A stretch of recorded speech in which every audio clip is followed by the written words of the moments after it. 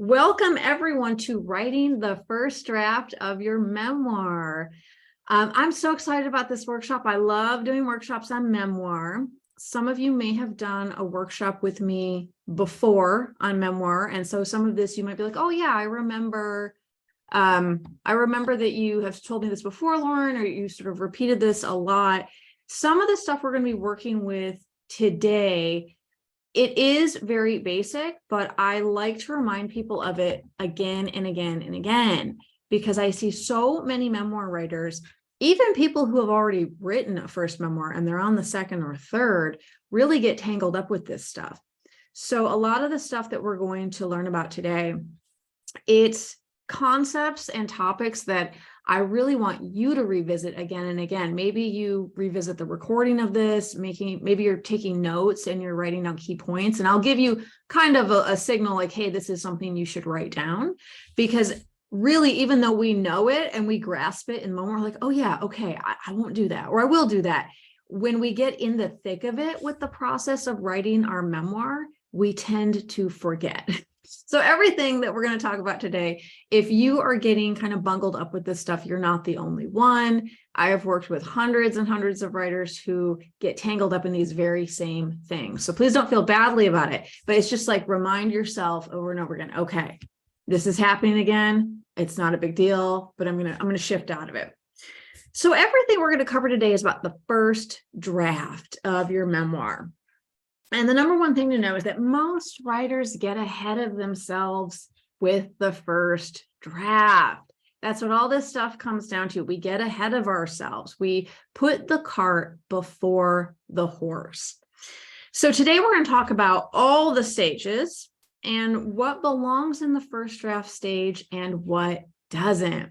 Now, as I'm going along and I'm giving you guys all this information, if you have questions, please feel free to pop them in the chat. I'm going to do a Q&A at the end, and we're going to be sharing throughout.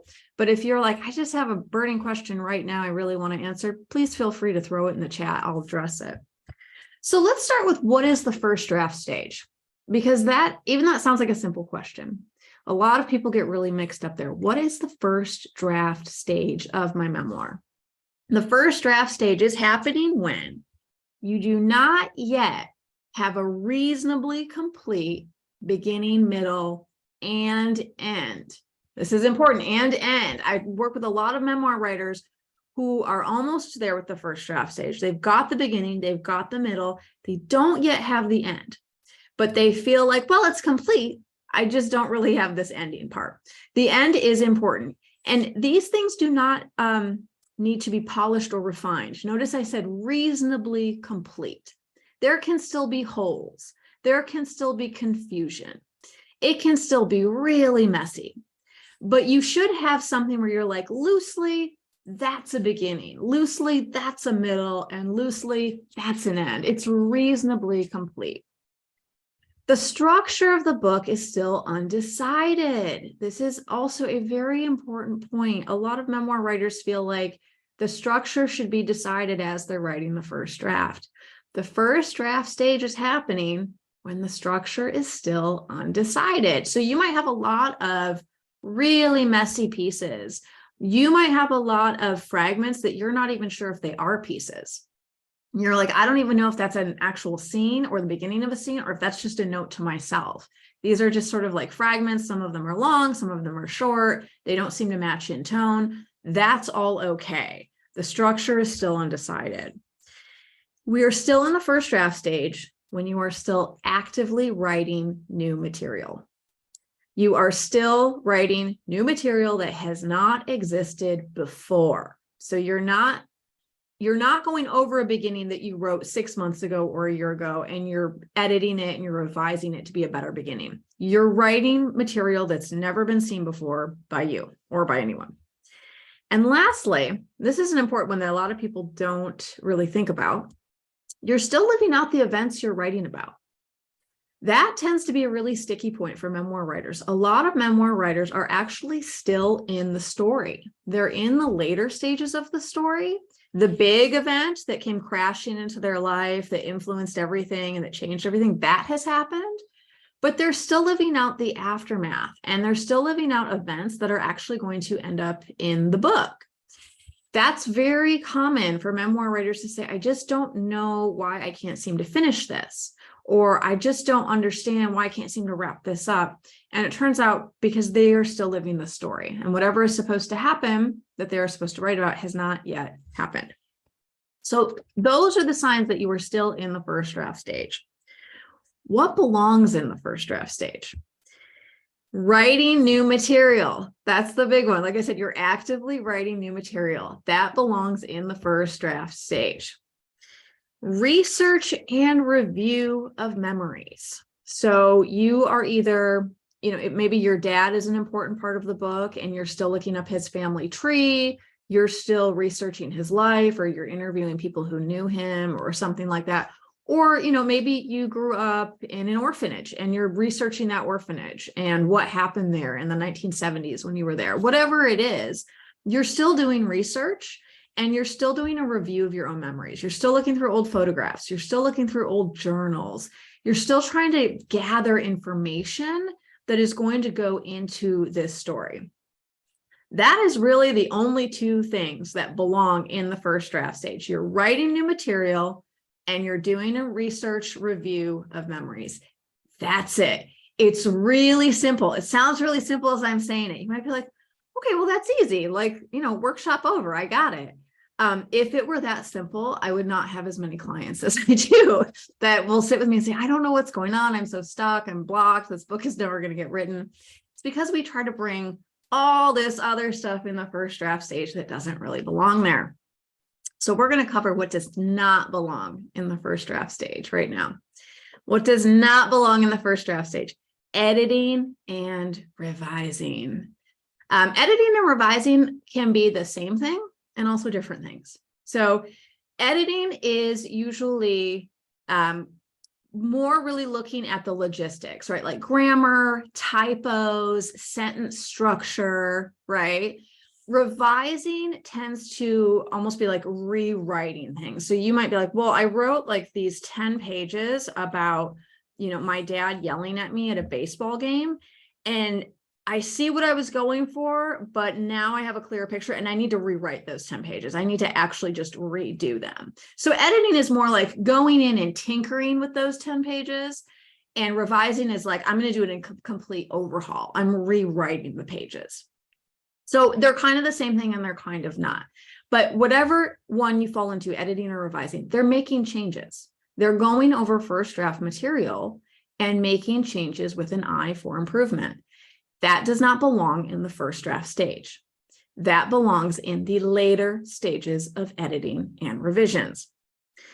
Structuring and organizing, same thing, right? So this might be like a really big picture thing, like where is the beginning? Where is the middle? Where is the end? What scene do we actually open on, right? Big picture stuff. And it might be really nitpicky stuff, like how is chapter 10 organized? When I talk about my dad yelling at me at the baseball game, am I switching back and forth from the past to the present? How does this scene work? How does the structure of it work? That does not belong in the first draft stage. That is not for the first draft stage. That is for the later stages, editing and revising. Critique and feedback. Now, again, this is like editing and revising. Critique and feedback are kind of the same thing. They can be the same thing, and they can also not be the same thing. So critique is what it sounds like, right? You give it to somebody for critique. What's wrong with this? What are the flaws? How can I improve it? How can it be better? Feedback can be way more general. Feedback can be, what do you think? Give me your impressions, right? You might not necessarily be looking for critique, like what can I improve? But you're just like, I just want to know what you think. So a lot of times it's easy for writers to stay away from the critique stage because critique feels very scary. Like, I don't know about joining a critique group or, seeking out an editor and getting critique. Like that feels kind of scary to me. So usually in the first draft stage, I don't have to worry so much about writers seeking out critique. Feedback can seem much less dangerous, but it still carries the same risks. It's still like, I'm just looking for general feedback. I don't need, criticism. But then when a person gives it to their friends or their family, their friends and family will say, oh, this is really great, but I think you should do this. Or, but I kind of got confused by this. So they're sort of incapable of just saying, this is great, good job, keep going, which is really what the writer needs to hear in the first draft stage. They don't need anything else. And they'll sort of, put in their suggestions. They'll kind of slip them under the door. Well, you could think about doing this. And then that will throw the writer into a spin. Like, oh, like my Aunt Sherry really, she said she liked that scene, but it sounds like she also got confused, or she thought I should change the ending. Like, maybe I should. What will other people think? And then we're in a spin of, what will people think? Am I doing it the right way? I need to write and revise this. And then we're into editing, and we are really not in the first draft stage anymore, but we're still in the first draft stage. So critique and feedback do not belong in the first draft stage. Figuring out story arc and themes. This is another big one for memoir writers, because when we're in the process of writing our memoir, we usually love to think about the story, right? And it's hard not to. I mean, that is really part of the healing process of writing a memoir. You are trying to see the big picture aerial view of your life. You are trying to figure out why certain things happened, how they affected you, and how they made you into the person you are today. That does belong in the first draft stage if it is solely an inward healing journey sort of work, where you are trying to figure that out for you. Okay, I'm halfway through writing my memoir. I see now, I always thought my dad was withholding love. My dad was actually a severe alcoholic and didn't have the capacity to love. What am I going to do with that information for my life and who I am as a person? That belongs in the first draft stage. The first draft stage is all about healing, putting those pieces together. You trying to figure out, is that going to be a major theme of the memoir? And if so, how should I start highlighting it and make it clear to the reader that's a major theme and that's one of the story arcs? No. That does not belong in the first draft stage. Now we're getting into structure. Now we're getting into the editing stages. So figuring out story arc and themes, you don't need to do that for the book. You can do that for yourself, but you do not need to do that for the book in the first draft stage. Cover design. This is not always a guaranteed one. Sometimes, I will say like 2 or 3% of the time, I have run across a writer who gets very inspired by creating a cover before the book is done. That seems to inspire them to keep going. They feel a lot of enthusiasm around that. If you are one of those rare writers, go for it. If you're like, yeah, I've done it before, that really works for me, cool. If you have not done it before, I do recommend that you don't think about cover design, because I've seen a lot of writers say, well, I'm just going to go on Canva. I'm just going to play around with some stuff, or I'm just going to look around at popular covers. And then they come up with something they really like, and they will almost start writing the book to fit that cover, rather than that cover needs to fit the book and how it emerges on its own. I want to write to fit the cover. So with all of these things, we don't want to put ourselves in a position where we are writing to meet some external need that doesn't have to do with us creatively. So like Aunt Sherry read our scene, she got confused. We're now worried that people like Aunt Sherry are going to find this confusing. We're writing now in a different way, because as we're writing, we're thinking about Aunt Sherry and we want to make sure she's not confused. Or we've come up with a cover, we love it. It's not exactly representative of the book, but now we're writing the book in a direction so that it will match that cover, right? So we don't want to put ourselves in a position where we're trying to write toward a certain outcome. That's going to narrow us in. That's going to hem us in. We want to just let the book emerge on its own. And then later, Aunt Sherry's going to have her reaction. We're going to find the perfect cover that matches the book, not the other way around. Titling, same thing there. It's fine if you're casually throwing around titles in your mind. If you're like, yeah, I could see it being called this or this, or I kind of like this title. I don't want you to get really fixated on a title and grip onto it though. Like, this is the title. I know it. It's the story of healing from an alcoholic father. Like, I know that, because a lot of times when you're writing a memoir, you think you know what the story is about. That's very common. You're sure of it. And then you get to the end and you're like, oh, holy shit. It's kind of about that, but it's also really about this other thing. And you won't see that until you finish the entire first draft. So With the titles, as you're playing around with them in your minds, just hold them loosely. Don't get too attached. Last thing is audience evaluation and marketing. Now, I don't usually have to worry about marketing with writers, first-time memoir writers, because they don't want to think about marketing. They're like, I don't know, that feels dicey. I don't like it. So they're already sort of like avoidant in that area, which is great in the first draft stage. Stay avoidant. The audience evaluation part is a little bit trickier, though. A lot of times people will sort of start thinking like, well, who's going to read this? You know, I'm writing about healing from the abuse of an alcoholic father. Like, I bet other people in Al-Anon will read it. Well, that might be true. And it might turn out that that's a really nice audience niche for you when the whole thing is said and done. But when we get too decided upon who the book is for, who would like it, who wouldn't like it, we tend to really, again, rule out possibilities. You're not going to know that until much later. What's going to happen is a lot of people who you wouldn't expect would like the book or be helped by the book will really like it and be helped by it. And then other people where you're like, oh yeah, I'm sure that's my audience. It's definitely the people in Al-Anon are going to be like, yeah, meh. And they're not going to really have a great response for you. So figuring that out ahead of time, again, if you really decide like, yep, these are the people who are going to love my book, you're going to subconsciously start writing in their direction. We don't want you writing to please anyone else. We want you writing to help this book come into the world, however it's going to be. If you include any of the above list of things in the first draft stage, it will almost always end in disaster. You will feel tangled up and blocked and not knowing what's going on. The reason that we usually bring in any of these things I named, it's anxiety.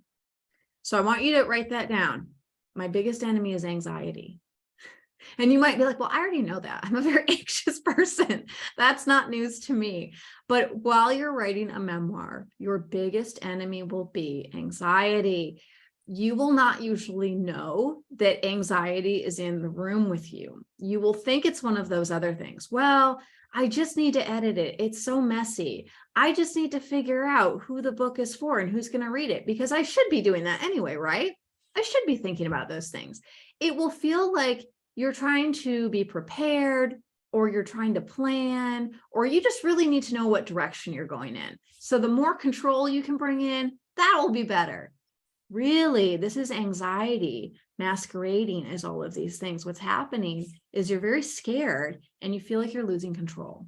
And so we use these things to try to grasp onto control, structuring, editing, who's going to read this, who's going to like it. We're trying to figure out everything ahead of time. A lot of times things that we can't possibly know. Writing a memoir brings up fear. This fear tends to manifest in false limiting beliefs that hold us back and make us rush the writing process.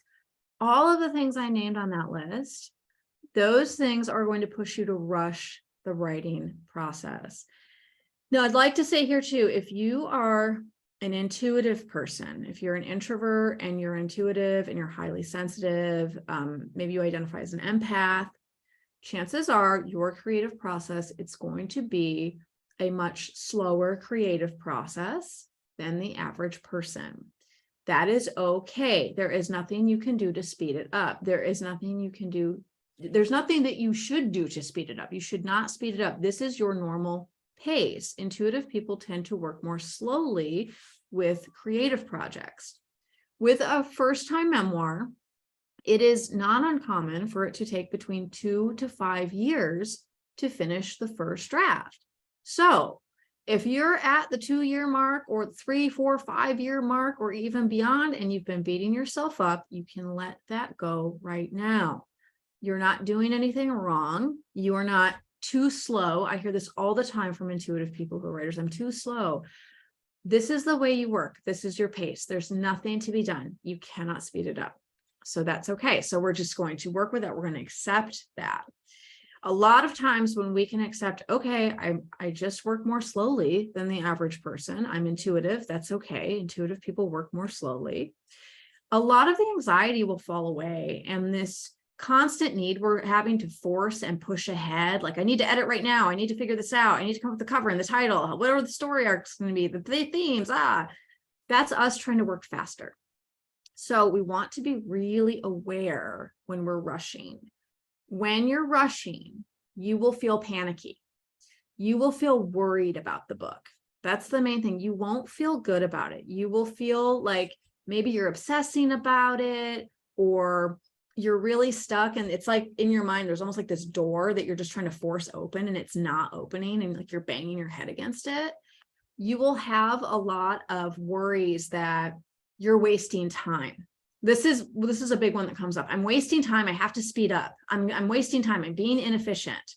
So anytime you're like, wow, my mind is really yelling at me about wasting time, there's not enough time, efficiency, being productive, that is a sure sign to slow down. You're freaked out. We want to come back to center. We want to come back to the present, because whenever you're like wasting time, have to be productive, you're throwing yourself into the future. Your mind is projecting yourself into the future over and over and over again, and you're losing massive amounts of energy. We want to gently pull all of your energy pieces back to the present.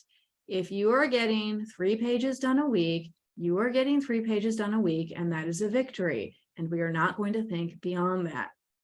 I know as I'm saying this very calmly, it sounds very calm and rational, but when you're in the tornado of this, it can feel very not calm and not rational. So next time you're in the thick of it, maybe you remember, I'm going to go back and watch that video of that memoir workshop Lauren did, because she had some reminders there.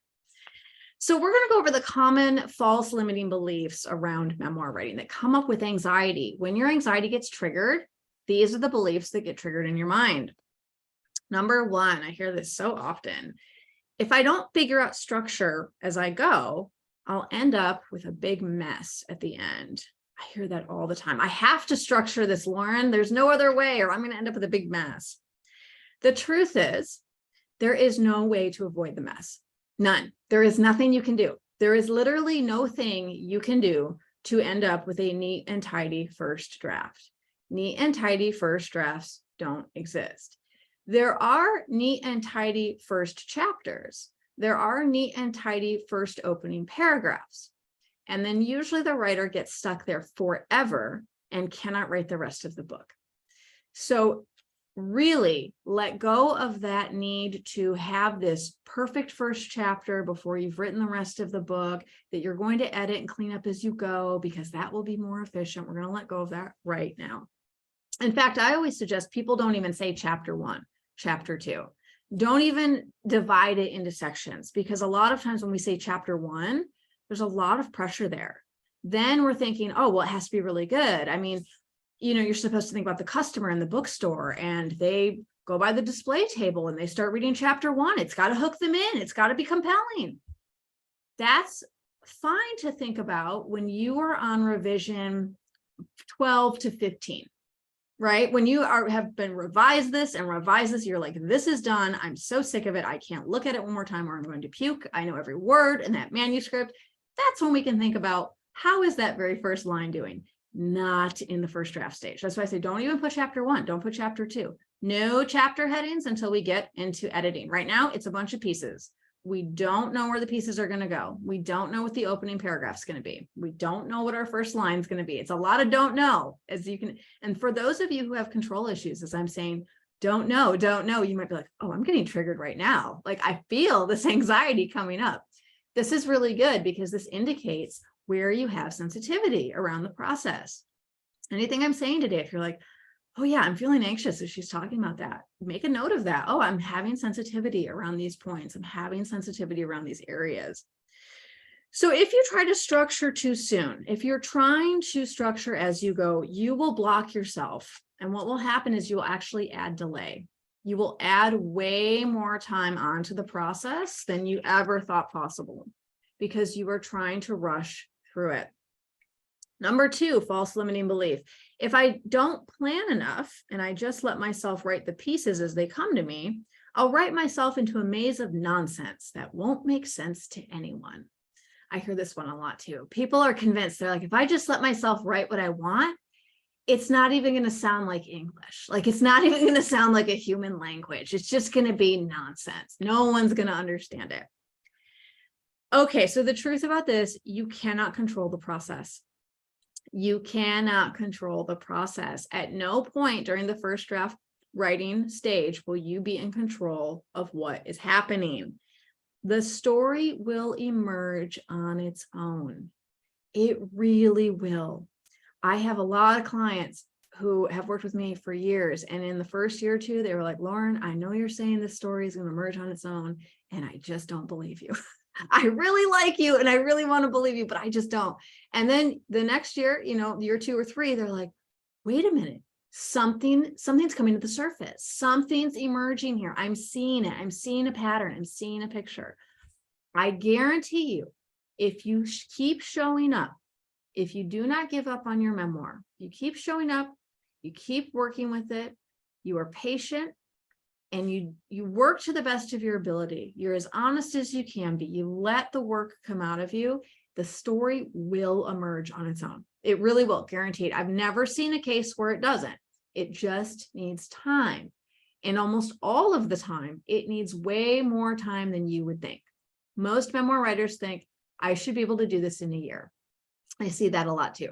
I'm going to quit my job for a year and I'm going to do nothing but work on my book, or I'm going to take a sabbatical for a year. There's like this year thing with writers. I should have a draft in a year. I'm not saying no writers do. Maybe some writers do. Intuitive people tend to not be able to have a first draft in a year. It's way too short of a window. So give yourself more time. Give your story more time. You will not write yourself into a maze of nonsense. You will write some pieces that don't end up in the book. That's true. You will write some stuff where you're like, you look over it later, you're like, I don't know what I was thinking that day. I don't even really know what I'm talking about. That's cool. That will get cut. That will get cut in editing. But in the first draft stage, I don't want you to worry about that. Number 3, false limiting belief. If I don't figure out what my memoir is about while I'm writing it, I won't be able to figure out who wants to read it. I hear that a lot too, right? So, and if you look around online, if you take other memoir classes, if you take other memoir workshops, you will hear this a lot. What most other teachers don't say in those workshops is that the concepts they're teaching are concepts that you will apply much later in the process. They are teaching structuring concepts. They are teaching editing concepts. They are teaching revision concepts, right? Those stages, that's where figuring out what your memoir is about. That's where that belongs. If you've got a finished first draft and you've actually revised that finished first draft 2 or 3 times at this point, okay, cool. You're at the stage where you can say, what is this about? And am I really highlighting that? Is that made clear to the reader? Not in the first draft stage, not when you're still writing it. And you won't really be able to know that a lot of the time until after the book is released. And I know that sounds like, huh? What do you mean? A lot of the time, I see this with memoir writers. There will be one big theme that's very obvious. Like, okay, this is the healing journey about me and my alcoholic father. Got that. And then you'll put the book out into the world and it will be out there for a year or 2. And then you'll really realize, oh yeah, there's quite a lot about me training horses in the book as well, and how my connection with animals was a big part of the healing journey. And I didn't realize that until readers reached out to me or until I've read it again and again, right? So there will be these sort of secondary themes that really rise to the surface that a lot of times you won't see until it's out in the world. My first 2 I always said my first 2 memoirs that I put out, Between the Shadow and Low, West to San Francisco, I had them out for like 2 or 3 years. I was like, oh yeah, my first 2 memoirs, they're memoirs. I would talk about them all the time, memoirs. It wasn't until I taught a memoir class last year and I read, I think 20 memoirs in a row, where I had this lightning bolt and I was like, oh, my books aren't memoirs. My books were never memoirs. They're novels. They are based on life events, but they are not memoirs for many different reasons that I couldn't really see until now. And I'd actually had a lot of readers reach out to me and say like, oh, I read your book. Like, I really liked it. It's interesting that you called it a memoir because it read more like a novel to me. And at the time I was just like, oh yeah, I guess. It didn't hit me until it really had been out in the world. And I was like, oh, those people were right. I wasn't really listening. So that will happen too. You'll release it and you'll get reader feedback and say, oh, and it really is about this too, or it really is this kind of book too. I didn't see that before. Okay, number 4, false limiting belief. If I don't write according to a pre-planned structure, my story will meander all over and be boring. A lot of memoir writers are really afraid of that. I'm going to be boring. My pieces of my life are going to be boring. So the truth is, all first drafts meander. That's part of a first draft. They meander. They also all have boring parts. Some of the time you will know it immediately, like you'll have a writing session, and then the next day you'll be like, I don't know why I was writing about me riding the elevator to work every day. Like, that's kind of boring. And then later in the editing stages, you'll be like, oh yeah, I remember when I was writing about this elevator stuff. It is boring. I'm going to take it out. Other times you'll think something was boring as you're writing it.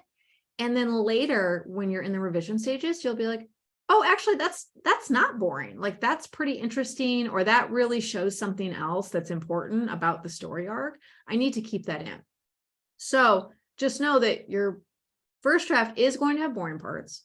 You won't have the perspective you need to know whether or not it's actually boring until you are in the editing stages. Pushing yourself to write with a pre-planned structure, especially if you are highly intuitive, oftentimes will make it feel forced. What happens when people are really holding on tight to a pre-planned structure, they usually have an outline, and they've gone online and they've learned how to write an outline. They're like, okay, I have this outline. I'm really proud of it. It hits all the points that they said I should do on the internet. Like, this is a great outline. And then they try to write according to the outline. And the writing doesn't want to fit into that box. The writing wants to go off in this direction or that direction. But the writer is so attached to the outline. They're like, no, no, no, come back here, come back here. This is section 2C1. We have to write this scene that I already laid out. I'm so proud of it. I'm so excited about it. The writing doesn't want to do that. So you kind of will get into this parent-child, like parent rebellious child thing with the author and the writing. That's why I say the pre-planned structure is often not helpful, especially for intuitive people.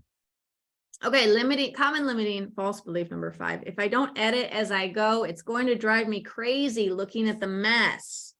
It will also be more efficient. That's what I always hear. But I'm going to save so much time, Lauren. Just let me edit as I go. What are you doing? Trying to stop me from doing that. Okay, so this is a hard, serious truth. If you are really serious about being a writer, you're going to have to get comfortable with your own mess. It's not glamorous, and a lot of times it's not fun, but you're going to have to get comfortable with your own mess on all levels.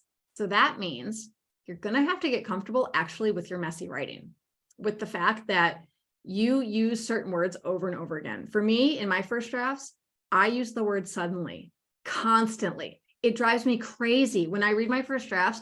It's like every other sentence, someone's suddenly doing something. I'm like, gosh, everyone's so abrupt. Like, what is wrong with me? Apparently for my brain, suddenly is like some kind of transition word, and I can't live without it. When I'm doing editing, I take out hundreds of instances of the word suddenly. I can't stop doing it. If I try to stop doing it in the first draft stage, it will interrupt my flow. It will block me and halt me. And then I'm like, oh, wait, I'm doing that. I need to come up with a different word. Let me look on thesaurus.com. Wait, do I even need to say suddenly? All of a sudden, I'm not in the intuitive space anymore. I'm not in the writing space. I'm thinking about my writing. I'm judging it. You're going to have things that you do like that. You're going to have things you always misspell. You're going to have words you always use. You're going to have certain ways you structure sentences constantly that you can't get rid of. You might even repeat scenes. That's a big thing. I just wrote a novel that I finished last year and I reread it, and I put the same scene in 5 times. And I remember when I was writing, I was really afraid I was going to forget to put that scene in. Apparently, I was so afraid I put it in 5 times and didn't realize it. So I'm like, well, 4 of these have to go. I don't know what I was thinking. You're going to have that a lot. When you're going over your first draft, you're going to say, I don't know what I was thinking. That's okay. I want you to get comfortable with that messy part of you. That's just what I do. When I'm finger painting, that's how I throw the paint. The other way you're going to have to get comfortable with your own mess is actually your own mess, your own mess of your memories. When you're writing memoir, you're going to be revisiting parts of your past that you feel awkward about. You are going to be looking at younger versions of you that may trigger guilt or shame or just make you cringe. So you're 46 now, you're writing about yourself when you were 23. You know, I had a client the other day where she said, yeah, I'm writing these pieces when I was in my early 20s. And she's like, I just was kind of a bitch. I can see that now. I understand why. I was really guarded. I was really defensive and I didn't feel safe in the world, but I really was pretty bitchy to people. And she's like, I'm having a hard time writing that because I'm embarrassed of it. But that is how I actually acted. So that's going to be part of your mess too. You're going to have these parts of yourself that you're looking at where you're like, oh God, why did I do that? Or I see why I did that, but it's still really cringy. You got to get comfortable with your own mess. Everybody has that. You're only human and you're an ordinary human. Saying that you're an ordinary writer. Most writers sit down and they're like me. I use the word suddenly every other sentence. How many times have I thought to myself, well, I bet Ernest Hemingway didn't use the word suddenly every other sentence. I bet Jack Kerouac could come up with a better word than suddenly. I'm like beating myself up. So you're going to do that. You got to let that go. You're an ordinary person. You're an ordinary writer. You got to get comfortable with your own mess. You will also be less efficient if you try to clean as you go. Writing is not like cooking, where you're like, oh yeah, if I just kind of like have stuff simmering on the stove and I'm cleaning out the big pots at the same time, it'll make cleanup so much easier. That's not how writing is. You're going to get caught up and you're going to end up changing things that should not yet be changed. And then that's going to impede the flow of what's trying to come through. So again, your biggest struggle during the first draft stage, it's going to be fear and anxiety. If you didn't already write that down, it's going to be fear and anxiety, not the mess. I have so many writers come to me and they say, my biggest problem is the mess. It's chaotic. There's no structure. I'm really confused. That's not your problem. Your problem is that you're freaking out about it. So we're going to do an exercise to dig a little bit deeper into this. I want you to think, when you think about writing the first draft of your memoir, even if you haven't started it yet, or even if you're totally finished, wherever you are in the process, when you think of writing the first draft of your memoir, what are you most afraid of? Is it the thought of starting it? Does it have to do with actually writing it or finishing it? Or is it something else? But what are you most afraid of? I want you to describe this fear and how it feels in detail without censoring yourself. Just write exactly how it feels for you. So what are you most afraid of? And describe this fear. I'm going to put this up on the screen as well. 6 minutes.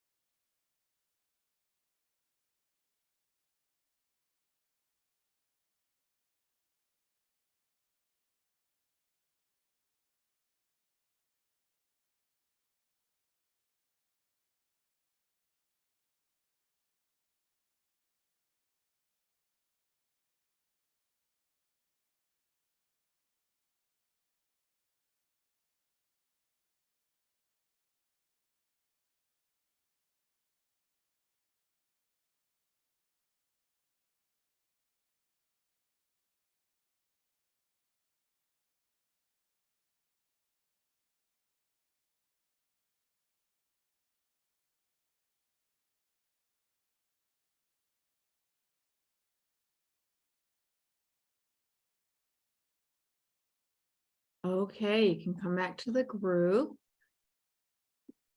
Would anybody like to share what they were the most afraid of? You can put your hand up, or you can put it in the chat if you don't want to speak on camera. Anybody? No. That's okay. If you're like, no, I want to keep my fears to myself, Lauren. I don't feel like sharing them today. I totally get that. If you change your mind and you'd like to put it in the chat, please feel free. I'm going to talk about, Laura. Yes, hold on. Let's see. Laura. Yes, please, Laura, share with us. Yeah, and I don't know if mine's typical or atypical, or if I'm in the wrong class. Although I've never written a memoir before. But I realized I'll read what I wrote, the last part anyway. I feel overwhelmed like a painter who has a full, huge, complete bank of art supplies and 5 million started paintings. How do I choose which painting to work on if I'm headed to a show in a gallery that only shows oil landscapes? Then I know what to do. If I'm heading to make sellable ones at a gallery I'm with, I'll do others, and I could riff on that 100 more ways. Mm-hmm. Because I have been keeping stories for 40 years. I have a whole bank of them that are actually like little vignettes that are written. I mean, enough for a first draft. And then there's a whole bunch of other notes, like scribbles of like, oh yeah, this thing and that thing, and I know what they are, but they're not written. There's so many of them. I have felt like, wait a minute, I need to kind of like figure out what am I trying to write right now? And if I do them all, I won't get anything done. So So there's a couple things I can say about that. For those of you who feel like I have like a lot in me and it still needs to come out and I just don't even know, it just feels like a waterfall. Sometimes if we haven't been creating for years and years, we're kind of backed up, like we're kind of almost constipated, to use an unglamorous example, and it needs to all come out, like without picking or choosing what we're going to use or what's going to stay, but we just need to get it out and clear the creative channel. There's a really good book called If You Want to Write by Brenda Euland. And I'll put that in the chat. She is so great. If You Want to Write by Brenda Euland. And she talks about this, like clearing the channel like it's like a faucet. And sometimes the water needs to run and be really rusty before the clear water can come out. Now, Laura, what you're talking about sounds like a lot of this is already written. It's actually already out of you. You just kind of have a whole pile of stuff. And now you're like, well, what do I actually use from the whole pile of stuff? In that case, I would recommend working with a writing coach, somebody who works with intuitive people, and you can come to them and be like, I don't need editing. I don't need critique. That's not what I'm looking for.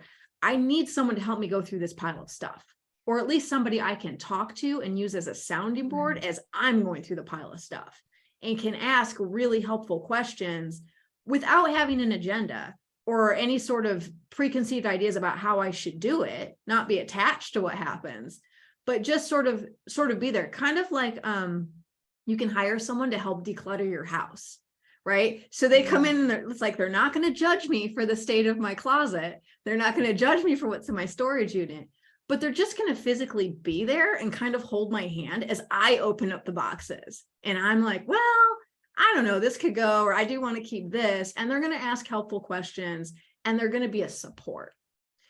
So I think that might be what would be most helpful for you. I know a wonderful writing coach. For anyone who's interested, her name is Mary Brigida, and she specializes working with intuitive people and working with memoir. And she's a great hand holder. She's a really great non-judgmental, like, I'm just going to be here with you through the process as you go through the mess and help you sort it out without having an agenda about the way you should do it. So if any of you, if that's what you're looking for, email me after this class. I'll get you her info because she's really great. Would anyone else like to share what came up for them? Any other hands? Any other brave souls? No. Oh, Lisa. Yes, please unmute yourself, Lisa. I think you can. I think I can. Did I? Yes. Okay. So I'll just preface this by saying I did NaNoWriMo, so I just like vomited out 50,000 words of just stuff last month. And it was quite the experience, but it actually kind of ended up moving in its own direction organically. It just did. And so not where I thought I was going to go with it. But anyway, I said, I'm afraid that it'll be too messy, that I'll be judged, and that I'll fail to say anything of import to the reader. And when I said I feel like a slob with piles and stinky, unclean, random shit everywhere, like how my room looked when I was 8 and my mom would come in and say it was a fire hazard. My story feels like a fire hazard, a disaster lying in wait, and the unsuspecting reader comes along thinking they're going to get a story, and instead they get burned. They'll feel ripped off, disappointed, want their money back, even though I gave it to them for free. I love that. I always love these answers in writing workshops because you guys are such writers. Like, my story feels like a fire hazard. I love that. That could be an essay or like a poem. My story feels like a fire hazard, like my mom said about my room when I was young. So Lisa, you are not alone, and I hope everybody heard that. So what we heard from Laura and Lisa is like, it's messy. I've got piles of crap. I've got piles of shit. And how do I know, like, how do I separate the crap from the good stuff, right? And I'm embarrassed of the crap, and I feel weird about the crap, and it's making me uncomfortable.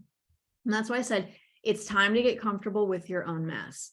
That doesn't mean you're going to sit in this mess for the rest of your life. It's a temporary mess. It really is. But you're going to have to sit in it and just say, okay, right now, it's super messy. There's not much I can do about it. What I'm doing about it is what I'm doing about it right now. I'm trying. I'm working towards it once a week. I'm taking baby steps. I am making small progress. I'm counting that as a victory. And the rest of the time, I'm either going to put it out of my mind, or I'm just going to accept the mess for what it is. And I know this can be hard. And I know this is not an easy silver bullet answer. But as a writer, especially if your writing is mostly based on life material, right? So it's like memoir, or it's poetry that's sourced from your life, but it's about experiences in your life. It's going to be good and messy. And that's probably just going to be how it is for the entire time that you're writing. It's going to be messy. You will clean up that mess and you'll be like, I can't even believe that actually happened. I can't believe I cleaned up that mess. And then a new mess will come up. A new first draft will come up. So I'm going to go over some common fears for memoir writers and how to heal them. And I think the mess one might be in here. I'm glad you guys said that. Number one, I hear so much is everyone will read this and hate me. And Lisa, you kind of said a variation, like the reader's going to want their money back. They're going to feel ripped off, right? So the healing practice for this is identify who everyone is, or identify who people are, right? Who is this nameless, faceless person? Is it actually the nameless, fameless crowd of people on Amazon who might find you? Or is it, like in my case, your Uncle John?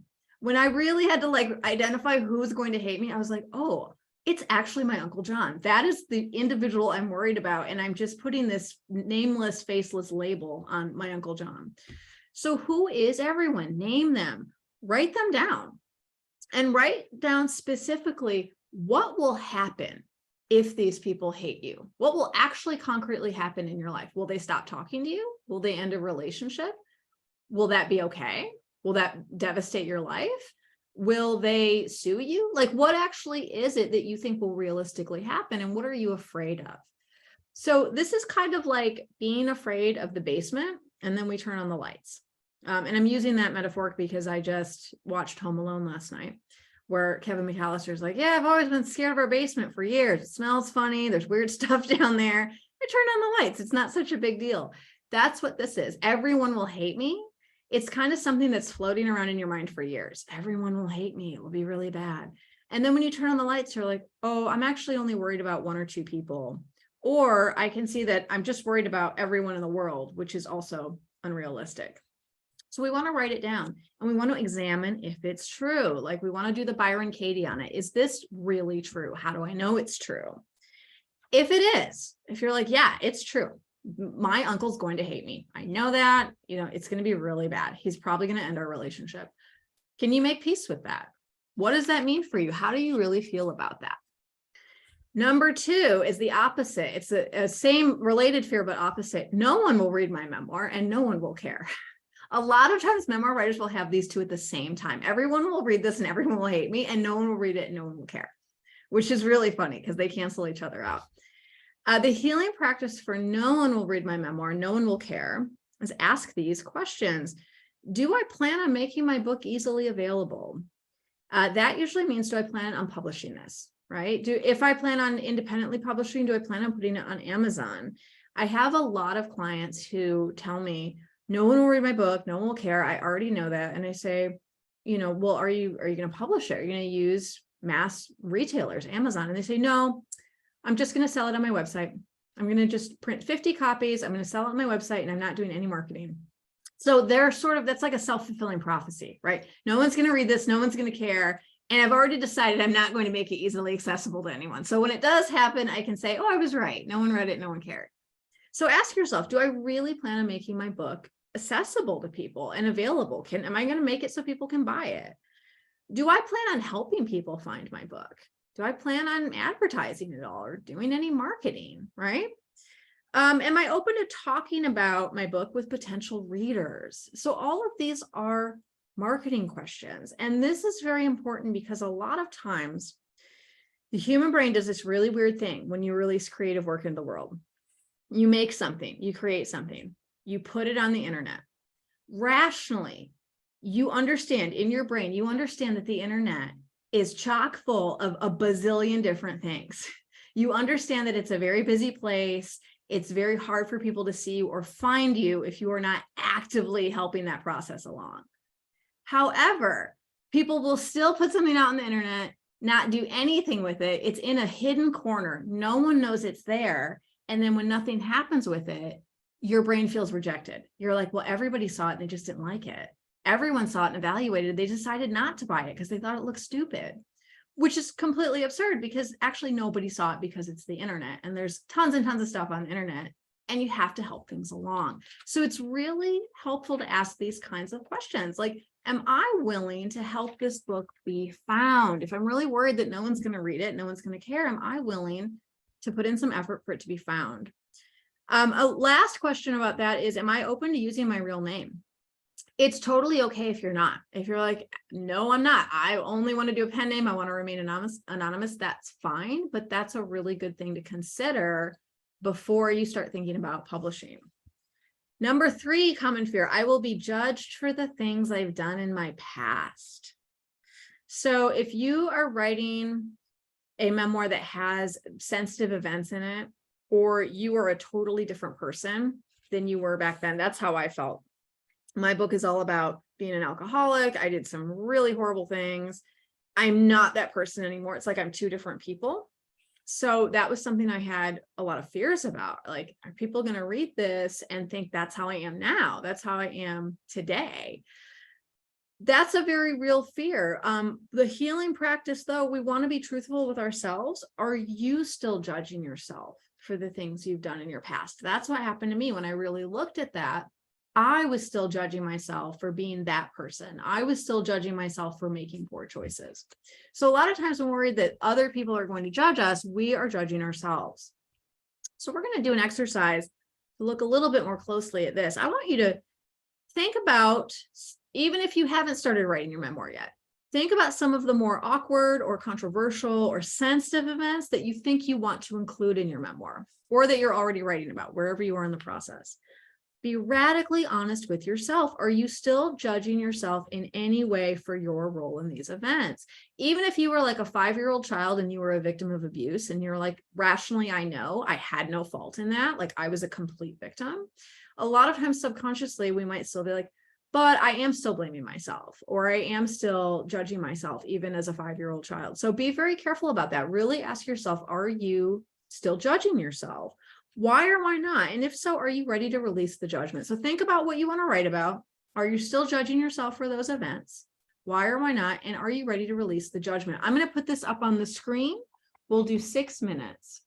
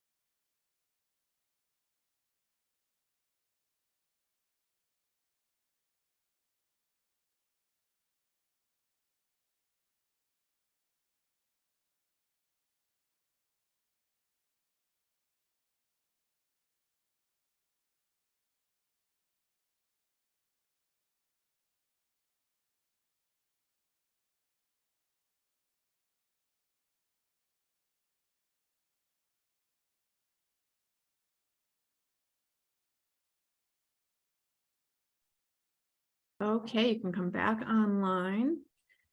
Now, wherever you are in the process, whatever came up for you, if you're like, oh my God, I am still judging myself and I don't think I can let it go, that's okay. I had a client I worked with for years who really harshly judged herself for her past. And so I did an exercise with her where I took her back and we went younger and younger. I was like, okay, you're 5. Are you still judging yourself? And she was like, yep, no sympathy at all. No compassion. We kept going back. We got to age 2 and it was age 2. She was like, okay, I feel like I can stop judging and not judge myself at that age. I feel like I can show myself compassion at age 2. I was like, wow, that's really extreme. There was no way for her to push herself into forgiving herself or not judging herself. She eventually did. She eventually was able to show different versions of herself compassion when she was at different ages, but it took its own natural time. So if you're like, yeah, I'm looking at myself when I'm 19 or 23 or 35 or whatever it is, and I really feel that I'm judging myself and I can't let that go, you don't need to force it. You don't need to push yourself into it. You can just notice that and observe that and be aware of it. And it will usually start to shift on its own once you're aware of that pattern. So I'm going to go through some of the best strategies for getting through the first draft. These are not hard and fast rules. If I name something here and you're like, oh, I've been doing the opposite of that, or I'm doing something that Lauren says I shouldn't be doing, but it's working for you, that's fine. And I always really want to stress that. I don't want you to just do what Lauren says. I want you to do what works for you. So this is all stuff to experiment with. These are best strategies I've found with the greatest number of people. There are always exceptions to the rule. Okay, so number 1, don't reread. If you've ever worked with me in coaching, you were probably like, oh yeah, Lauren's going to go off about rereading, because this is a big one for me. Don't reread. Do not reread. If you really can't trust yourself, put it away in like a password protected folder or a locked drawer, like put it away out of sight, out of mind. I say this because rereading shifts you out of the intuitive right brain space where things are coming through, images, you're just sort of like pouring it out, and into the left brain where you're evaluating, you're judging, you're problem solving. When you start to reread, you start to see all the flaws. If you have a bad inner critic, if this is something you really struggle with, rereading is going to trigger your inner critic. It will usually get better the more time that's passed. Like if you wrote something in October and you're rereading it now, you usually have a better chance of feeling better about it and not triggering the inner critic so badly. But if you just wrote it like 5 minutes ago and you're reading it, it's almost guaranteed your inner critic is going to show up and start saying, oh, that sentence is awful. Oh. So you really want to put it away. So, and people always say, well, then when do I reread it? You reread it when you are done with the entire first draft, when you are reasonably sure you have a beginning, a middle, and an end. Now, that doesn't mean you can never, ever check anything. If you're like, I just literally can't remember if I said something here, or I need this one thing, I just need to look at it, that's fine. You can go back and check. But I really do want you to be just going back and quickly checking, getting what you need, and then moving on. If you are rereading for over like a minute, we're in dangerous territory. I want you to get out of there. We will do the rereading once we get to the editing stage.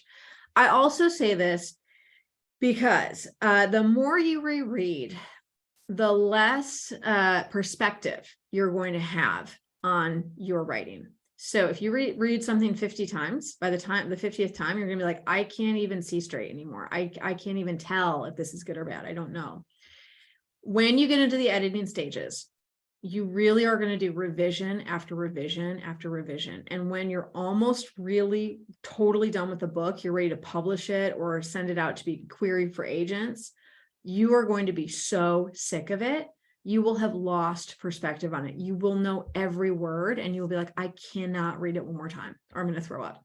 So we want to stall that as long as possible because we want you to retain your perspective. A lot of times you can get perspective back by putting it away for a good long time, like 3 months, 6 months, a year. But we don't want you to have to take a year off. So if you can hold yourself back from rereading, it will be beneficial in all ways. It will push you towards editing before you're ready. A lot of times people are like, well, I reread it. I know you said I shouldn't. I just saw a couple typos. And so I fixed them. But then I saw like that sentence really doesn't fit. So I fixed that sentence and then you're editing. Then you're like, now you're editing. You fully got out of the first draft stage and you're editing the first draft. Number 2, do not share it with others unless it's a trusted professional. So friends, family, critique groups. Again, if you are a writer and you're like, I've been going to a critique group for years, I love it. That's fine. I have writer friends, mostly mystery writers for some reason. They love their critique group. They're like, oh yeah, I write one chapter, I have them vet it, I change a bunch of stuff. Then I write chapter 2. That's how I write the whole book, is through my critique group. That works for them. That's fine. A lot of times for intuitive writers, critique groups are very damaging. We have a lot of trauma going on. We have a lot of nervous system stuff going on, sitting in a circle of people where they're all facing us and they're all telling us what they found wrong with our writing. It's not a good situation. It does not bode well for us. It doesn't go over well. And we usually feel, we take a big hit. We take a big emotional hit and a big self-esteem hit. And it can take a long time to recover from that. So I really urge sensitive, intuitive people to not use critique groups, even in the later stages. I much more advocate for you have a trusted writing coach, you have a trusted editor, you have someone you're working with one-on-one who you feel really good around. You trust them, you feel safe with them. They know your issues, they know what triggers you, and they can work with that. So it's almost more like a writing therapist who helps you rather than a critique group. But in the first draft stage, I say don't really share it with anyone. You know, if you already are working with ongoing with a coach, or that's fine. An editor, not so much. But a writing coach, again, not to get critique, but if you're like, I just want you to know where I am in the process, or so we can be on the same page when I talk with you about how hard it was to write about my alcoholic father, that's fine. But that person should be someone who is well aware of what a first draft stage is and that you are still in it. So they get your messy writing, it doesn't faze them at all. Like when I get messy writing from people, I don't blink twice because I've seen so much rough draft material, my own included, and I've seen it from hundreds of people. It doesn't bother me. I'm just like, oh yeah, this is a first draft. I get it. A lot of people have never been exposed to first draft material, especially family and friends. So to them, they are comparing it to what they've seen in the bookstore. And it's very different and they don't get it. And they're sort of alarmed. Well, you're going to clean this up, aren't you? Or I don't know, it's pretty confusing. Those types of comments, while they are innocent and maybe sometimes they're meant to be helpful, again, that can really set the writer back because it feels like criticism. It feels like judgment. So I always say, don't share it with anyone unless it's a trusted professional. Number 3, be aware of when you're using your writing to seek approval or earn self-worth. This is a hard one. A lot of times we don't know we're doing this. I worked with a client about a year ago, and she'd written the first chapter of her novel, and she was really fixated on this first chapter, and she could not move ahead. And she had hired a series of writing coaches. I think I was like the 5th or the 6th one that she was on. And she would get with these writing coaches and send them the first chapter, and they wouldn't give her what she wanted. And when I worked with her, I very quickly saw what was going on. She was trying to earn self-worth. She had moved out of, I'm creating new material, I'm exploring what's going on with the characters, I'm letting this story flow through me, to please tell me this is good, please tell me I'm a writer, please tell me I'm a good writer, I need the reassurance, I need you to tell me that I get to exist. No one else can do that for you, really. So when that wasn't happening, she was very disappointed and then was sort of like violently rejecting every one of them, myself included. So that, not that you're going to do that to that extreme, but if you find yourself, if you're like, oh, I'm writing a little bit, and then I'm sort of desperately trying to share it with people to get a certain response, like I really want them to tell me I'm doing it right, or I really want them to tell me that I'm not wasting my time or that this is good, that's where I want you to slow down and say, wait, am I trying to use my writing to seek approval? Am I trying to use my writing to earn self-worth? This can even happen with blogging, or if you're writing on Medium, where you're writing and you're putting stuff out and then you realize, oh, I'm really attached to how many likes I'm getting, or I'm really attached to getting good comments. Like I'm writing, but I'm putting the writing out there because I need to fulfill this need for approval. That's where we're getting into dangerous territory. This damages the creative process because then you're writing in a way to get people to approve of you. So you're like, well, I want to write something everyone's going to like. You can't write something that everyone's going to like. It's not possible. You can write stuff that is so bland that it can't possibly offend anyone, but nobody really wants to do that either. So the best thing to do is really recognize, oh, I'm trying to use my writing to get approval. I'm using this to earn self-worth. I'm going to try to shift out of that. Number 4, try handwriting. If you're feeling blocked, if you're like, yeah, I keep messing with my stuff, I'm editing it, try handwriting. Handwriting decreases the ease and possibility of editing because you can't just backspace really quick. You're not really like looking at it big and bright on the screen in front of you and just, oh, with a click of a button, I can change those words. When you're handwriting, you're like, it's actually easier to just let my hand keep going. For me to go back and start crossing stuff out, that is harder. So I'm just going to keep flowing. There's also something about this for some people, the hand connection, like the actually feeling the hand, the pen in the hand and your paper, the hand on the paper is really helpful. It's sort of tangible. It's also very conducive to connecting to that right brain space. The last one is, and this is hard, it's okay if you mess this one up. Don't compare yourself to other writers. We all do this. You are going to do this again. I just want you to write it down. Maybe put it on your bathroom mirror. Maybe put it on your front door. Maybe get a tattoo on your wrist. Don't compare yourself to other writers. When you are reading these gorgeous memoirs from people where you're like, oh, it just was a shot to the heart. She just took me down. That's when I read Wild by Cheryl Strayed. That's how I felt. I was like, oh God, she devastated me. She's so good. You are looking at the product of years of work and countless revisions. You are looking at a finished product. You are not seeing Cheryl Strayed's first draft. You are not seeing all the raw parts that she went through. You are not seeing all the feedback she got from her editor or whoever helped her out. You are seeing the finished product. To compare that to your first draft, it's apples and oranges. It's not the same thing. And you will only end up feeling badly. And you're holding yourself to an unrealistic standard. That's what it is. You're expecting yourself to write like finished Ernest Hemingway right out of the gate, which no one can do.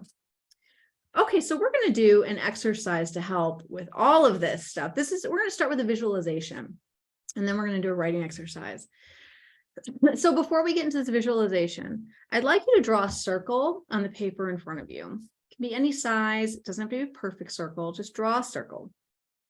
And I'd like you to place your left hand on this circle, kind of like right under your palm.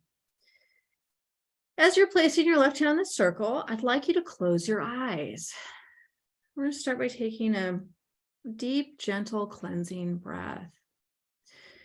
We just learned about a lot of information and absorbed a lot of information. So if any of that's still swirling around in your mind, you can just put that away for now. You can see yourself putting that in a drawer, on a shelf. You'll come back to it later. You'll sift through it. You'll sort through it. Right now, we're going to center back in our bodies. And I'd like you to just take a few moments and focus on your breathing. You don't have to do anything special with your breathing. Just notice that you're breathing. Notice that you have a body and your body is breathing and what that feels like. And as you're noticing yourself breathing, I'd like you to bring your awareness to your heart space. And just do a gentle check-in with your heart. How does your heart feel today? Are you feeling troubled and agitated? Are you feeling pretty calm? Are you feeling light? Are you feeling heavy? What's going on with your heart? We don't have to shift it or change it. There's nothing wrong with whatever's happening. We're just observing. We're just reconnecting to our hearts, bringing our hearts back online. And as you're feeling this connection to your heart, I'd like you to visualize a green light where your heart is, right in the center of your heart space, a beautiful green light. And as you're visualizing this light, you notice that it's glowing brighter. It's responsive to your attention. It notices you noticing it. And as you breathe into your heart space, it glows even brighter and it's turning. It's a beautiful emerald green, almost like a jewel. And just looking at this light makes you feel inspired, makes you feel energized. You know this is part of your essence. You know this is part of your soul. And as you're looking at this green light, I'd like you to think of a person or an animal in your life who has shown you unconditional love. This might be an ancestor who's passed on, a dear grandmother or grandfather. This might be someone who's currently in your life, a partner. This might be an animal that you had as a child, a dog or a cat, or an animal that currently lives with you. It doesn't matter if they are still here in this earthly realm or if they've passed on, as long as you felt a deep connection with them. And when you were with them, you felt unconditional love. You felt completely safe with them. You know that they saw you and they always showed you unconditional love. And I'd like you to just feel that love that you felt from them and feel that flowing through your heart. Now, I'd like you to think about what you are most passionate about right now. Maybe it's writing or poetry or art, music. Maybe it's expressing yourself in the world. Maybe it's the healing journey you're on or helping other people to heal. Maybe it's psychology or history. It can be anything. But what are you most passionate about? What lights you up right now? What really feels like it's a source of inspiration in your life? You want to know more about it. You want to go towards it more. You're really interested in it. I'd like you to bring that to mind. Now, I'd like you to also think of the real true reason you want to write your memoir. The really deep core reason. There are no wrong answers. What is the real true reason that you want to write your memoir? Why does it feel important? Why does it feel like something you want to do before you die? Why does it feel so meaningful to you?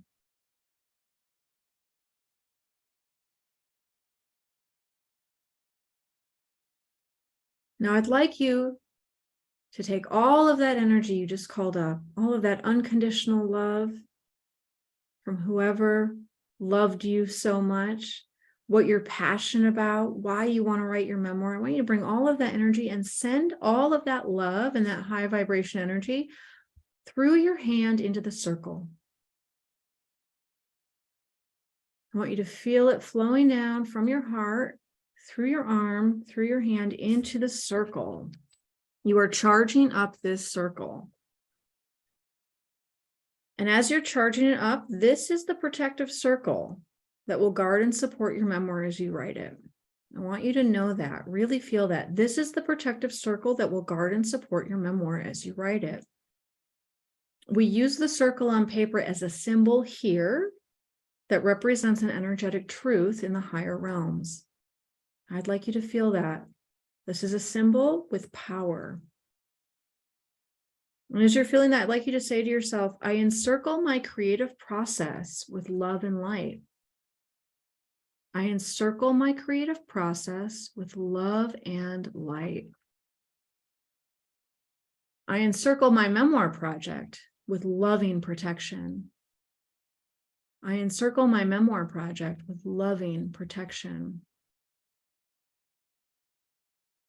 I offer protective space in my heart to my memoir. I offer protective space in my heart to my memoir. I seal this circle and this offering with love.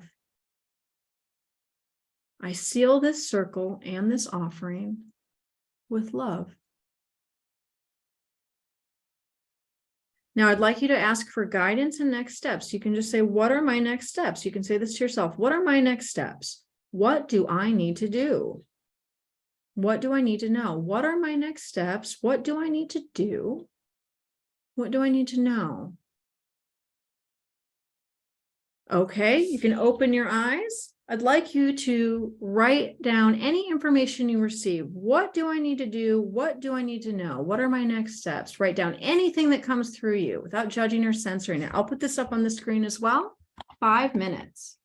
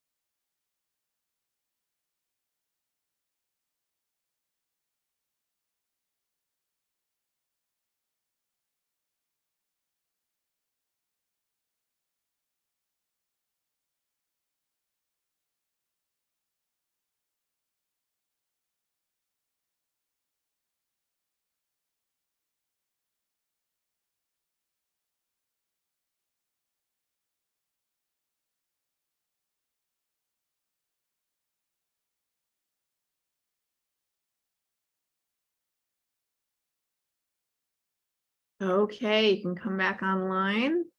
Thank you so much, everyone, for today. Whatever answers you just came up with on that piece of paper, please fold that piece of paper and put it somewhere safe. Check in 3 months or 6 months or a year. You will be really surprised. You'll be like, wow, I wrote something that came true, or that was exactly what I needed to do. Asking for intuitive guidance can be extremely helpful in the creative process. So put that paper somewhere where you won't lose it, and you will find it, like, you know, you'll discover it in a little while, and you can see if anything really unfolded in that way. Thank you so much, everyone, for being here. If you have follow-up questions, you can always email me. Let me type my email in the chat box. I love answering questions. And oh, let me put for everyone. I love answering questions about writing or life stuff. It's writecitysf@gmail.com. Even if something occurs to you a few days down the road, which is very common for intuitive people, we kind of like process. So it might be like next Wednesday. You're like, now I have a question. You can email me. There is no expiration date on this. And just let me know, be like, oh, I was in your memoir workshop and like this came up for me, and I might have something I can send to you. Also, if you guys want to dive deeper, I have memoir videos somewhere that I can send you. It's on a whole lot of memoir stuff. So if you're interested in that, if you want like, I don't know, 5 hours of content, let me know and I can send that to you as well. Okay, everyone, thank you so much. I hope you have a great rest of December and a great holiday period, whether you feel good about the holidays or kind of ambivalent. I think a lot of us do. And I will see you in January for our next community sharing and workshop. Bye, everyone.